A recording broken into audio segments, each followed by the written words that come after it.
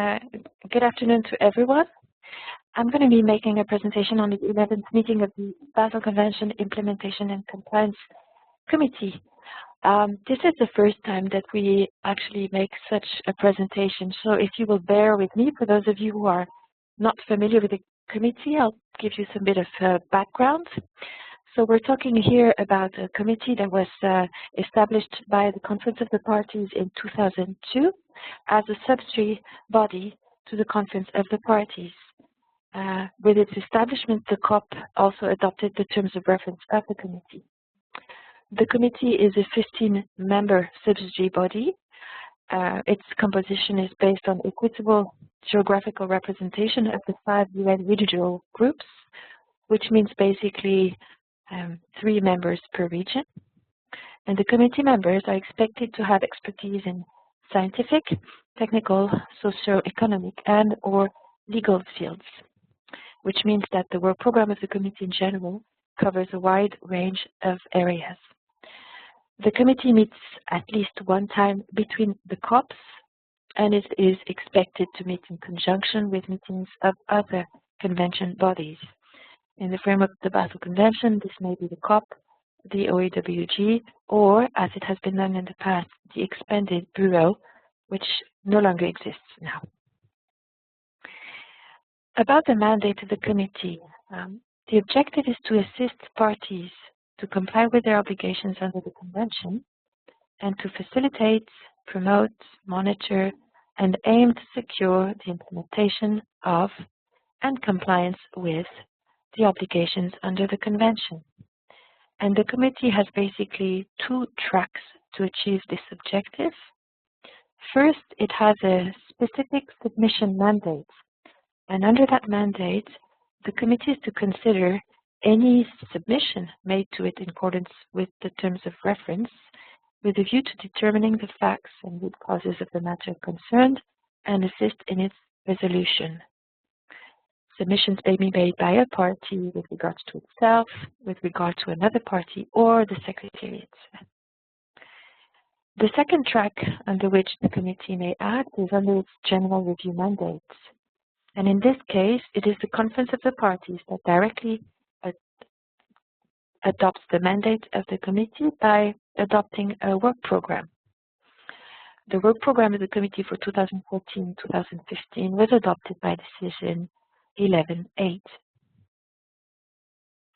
A word about funding, because a lot of the work of the committee can be undertaken through only because there are voluntary contributions. When it comes to the review of general issues of implementation and compliance, funding is now available thanks to the European Union. When it comes to consideration of specific submissions, and in particular use of funding from the implementation fund to try to address cases of non-compliance, funding has been received from Colombia, Japan, Norway, and Switzerland. And because we're dealing here with the ICC 11th meeting, you may wish to know that participation of parties concerned by a submission is possible, will be possible during that meeting, thanks to funding provided by Japan and Switzerland. A word about the meeting that took place prior to ICC 11. Just so you know that the committee met for the last time in December in Paris for a face-to-face meeting, a 2-day meeting that was funded by Japan. And it also held a supplementary online session on the 8th of May 2014. During this 10th meeting, the committee considered 9 submissions, 8 from the Secretariat and 1 self-party submission. All those submissions relate to difficulties faced by parties with national reporting. 8 of the 9 parties participated in the meeting, which shows a great level of cooperation and commitment by those parties in restoring compliance. The committee so far has approved the compliance action plans submitted by 5 parties, Bhutan, Cabo Verde, Guinea-Bissau, Oman, and Swaziland, and has also approved, in relation to these action plans, a recommendation of use of the implementation fund. So all the parties that have an approved compliance action plan may expect to receive funding, if it's available, from the implementation fund to help them restore compliance. During its 10th meeting, the committee also considered general issues of implementation and compliance, and if you wish, the report is available on the website of the convention. Now, looking forward, the 11th meeting of the committee will be held in Geneva on the 22nd, 23rd, and 24th of September. It's the first time that the committee meets over a 3-day period. Funding for this meeting, in particular to allow parties concerned by a submission to attend the meeting, was provided by Japan and Switzerland. The documents for the meeting are available on the website of the convention. And you may wish to note that there are two kinds of documents. Some are publicly available, so anybody can go and have a look at them. They are called general documents. But there's a batch of documents called restricted, meaning they're only available to the committee and to the party concerned by a submission. These are called restricted documents. So if you go to the website, you'll only have access, if you're not a committee member, to the general documents. And just a word of to precise that one document is still to be finalized, and it's document 2 on the implementation fund, which should be finalized by next Friday. Turning now to the agenda of ICC 11, the committee is expected to consider several specific submissions, including issues related to the specific submissions. In particular, regarding the implementation fund, the committee is to review the operation of the fund in light of developments such as the latest, the first meeting of the United Nations Environmental Assembly, at what time UNEA adopted terms of reference for a special program, and the committee will look into a report on how this special program may or may not relate to the implementation fund. The second item on the specific submissions is the actual consideration of the submissions, and there are 13 before the committee.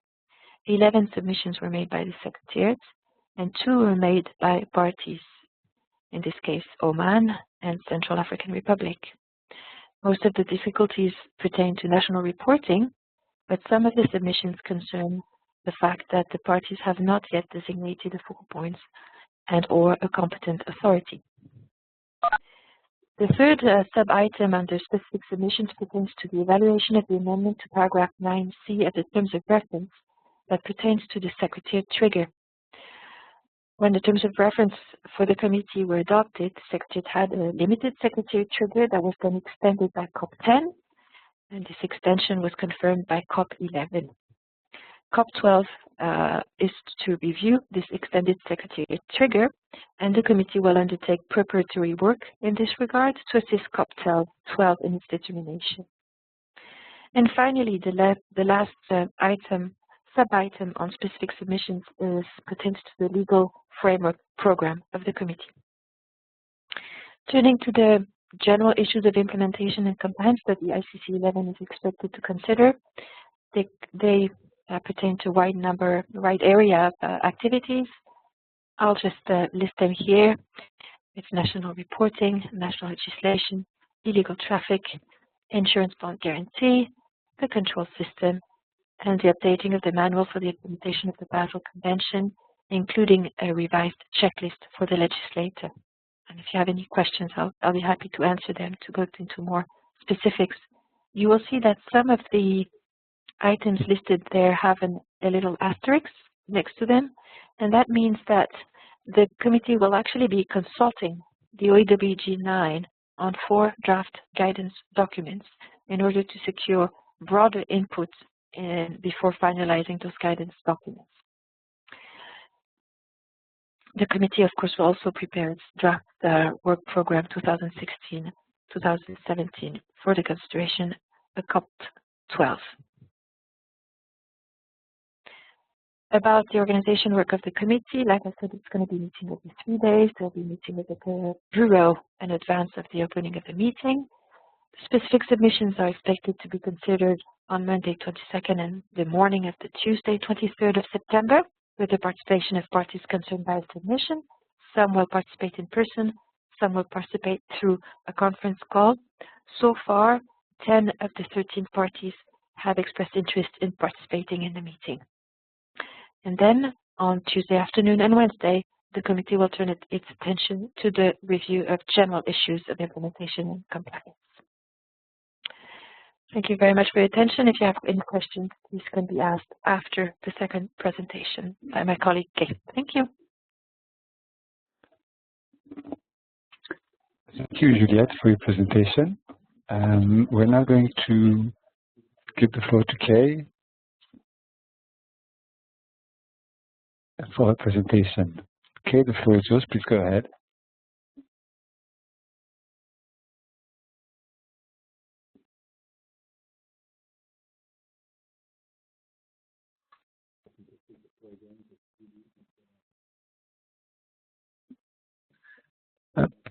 And I'll give you the floor again. Please go ahead.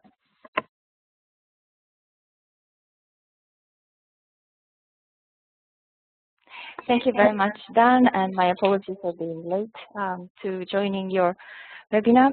Now I would like to present the information on the 9th meeting of the open-ended working group that will take place before ICC 11 that was just presented by Juliette. The work program of the OEWG was adopted at the 11th meeting of the Conference of the Parties in Decision BC 11/19. The Conference of the Parties also elected the Bureau for this meeting. As listed here, the co-chairs of the meeting will be Mr. Kaulesa from Mauritius and Ms. Kosk from Poland.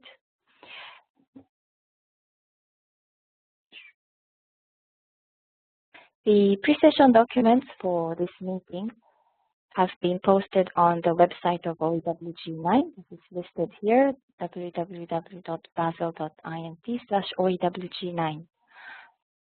Other logistic information can also be obtained from this website. The invitation letters and provisional agenda were sent on 1st of April, and meeting documents were posted before 2nd of July. Most of the information documents are already available, and some of them will be made available shortly. The dates and venue of OEWG9 is from 16 to 19 September, which is Tuesday to Friday. This is in accordance with paragraph 2 of the decision BC 11/19, that the duration was set for 4 days with 2 days of interpretation. So simultaneous interpretation into the 6 UN languages will be provided in plenary on the first day and the last day, 16 and 19 September. The other 2 days will be operated in English only.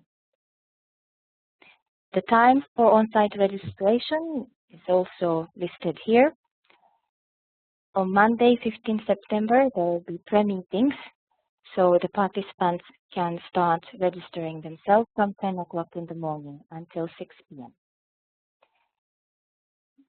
Other days from Tuesday onwards, you can also register from 8 o'clock or 9 o'clock in the morning until 6 p.m.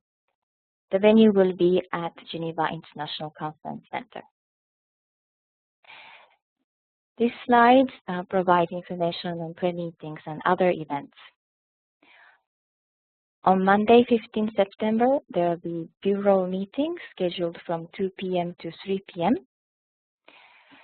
Bureau will also meet during the meeting days in the morning from 8 o'clock to 9 o'clock. Regional meetings will be held on 15 September from 3 to 6 p.m. and during the week from 9 to 10 a.m. There will be also pre-meetings of POPs and e-waste technical guidelines. This will take place from 9 o'clock until 3 p.m. with lunch break. More detailed information about this technical meeting is provided in the OEWG9 website. And the side events are scheduled during the lunchtime from Tuesday to Friday. And finally, we have reception hosted by the Government of Switzerland, scheduled on Tuesday, 16 September, after the afternoon plenary session. The plenary will have 2 sessions per day, in the morning from 10 to 1 o'clock, and in the afternoon from 3 to 6 p.m. on Tuesday, 16 September, and Friday, 19 September. Contact groups will meet as needed, mainly on Wednesday and Thursday, but they have also possibility to meet on Tuesday evening and Friday lunchtime. The languages of the meeting are 6 UN languages in plenary and English only in contact groups and other meetings. The documents related to organization of work can be found in the annotated agenda, which is OEWG9/1/add1, and scenario note INF1, and tentative schedule of the meeting in INF2. The meeting will be conducted in paperless, so there will be no hard copies distributed, and all the in-session documents will be circulated on the intranet site. With regard to participants' travel, the deadline for requesting travel fund was 2nd of June 2014, and the funding was provided for up to 1 participant per party that is developing or economy in transition countries, with priority to SIDS and LCDs. Funding received or pledged as of 15 August was $386,867 US, and so far 64 participants have been funded. The next 2 slides will provide highlights of the agenda. The first in the list is strategic issues. Under this agenda, the OEWG will discuss strategic framework, Cartagena Declaration, guidelines for environmental sound management, and options for operations of the open-ended working group. The 9th meeting of the open-ended working group is the first meeting to be organized in this format, 2 days of interpretation and 2 days in English only. This was in accordance with the decision taken at previous conference of the parties, and the OEWG was requested to make recommendation to the next conference of the parties on its future operations, the options for future operations. Then the next set of items to be considered is scientific and technical matters. Under this item, the OEWG will review technical guidelines for POPs, mercury waste, and e-waste. Also, under national reporting, the reporting format will be discussed, and the amendments to Annex 9 to the Basel Convention. Under legal governance and enforcement matters, the item listed are consultation with ICC, which was just presented by Juliet, that there will be 4 documents to be looked at by OEWG for comments. Also under this item, providing further legal clarity will be considered. Then the next slide will give the items to be considered mainly on Friday. International cooperation and coordination, the issues related to the Basel Convention partnership, and environmentally sound dismantling of ships and other international cooperation. Financial matters will also be presented for information.